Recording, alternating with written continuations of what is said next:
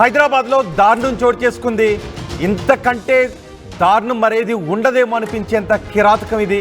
ఈ దారుణ ఘటన చూసి మొత్తం పోలీసులు కూడా చలించిపోతున్నారు. అలాంటి ఘటన చోటు చేసుకుంది. కుషాయిగూడలో నిండు గర్భిణిపై ఆమె భర్త అతి కిరాతకంగా చంపేశాడు. ఆమె గర్భవతిగా ఉన్న సమయంలో గర్భవతిగా ఉన్న ఆమెకు మద్యాన్ని తాగించాడు. ఆ తర్వాత ఆమె గర్భంపై ఎక్కి కూర్చున్నాడు. ఆమె గర్భంపై కూర్చొని కడుపులో ఉన్న బిడ్డను కూడా బయటకు వచ్చేలాగా తన్ని చంపేశాడు. కడుపుపై కూర్చొని హింసించాడు భర్త.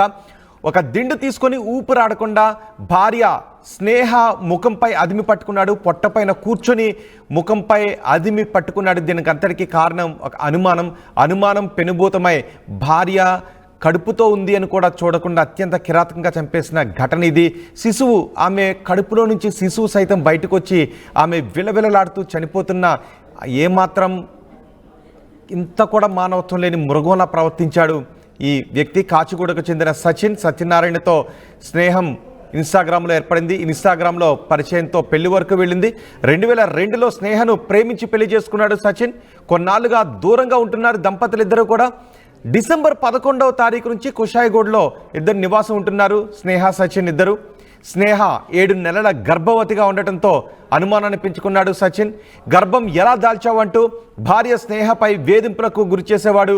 జనవరి 15వ తారీఖున భార్యకు మద్యాన్ని తాగించాడు. ఉదయం 5 గంటలకు హత్యకు ప్లాన్ చేశాడు ఈ వ్యక్తి సత్యనారాయణ.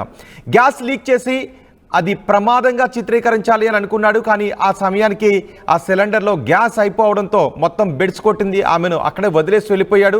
ఆ తర్వాత అక్కడి నుంచి దుర్వాసన రావడంతో ఇరుగు పొరుగు వారు పోలీసులకు ఫిర్యాదు చేశారు. పోలీసులు వచ్చి కేసు నమోదు చేసుకున్నారు.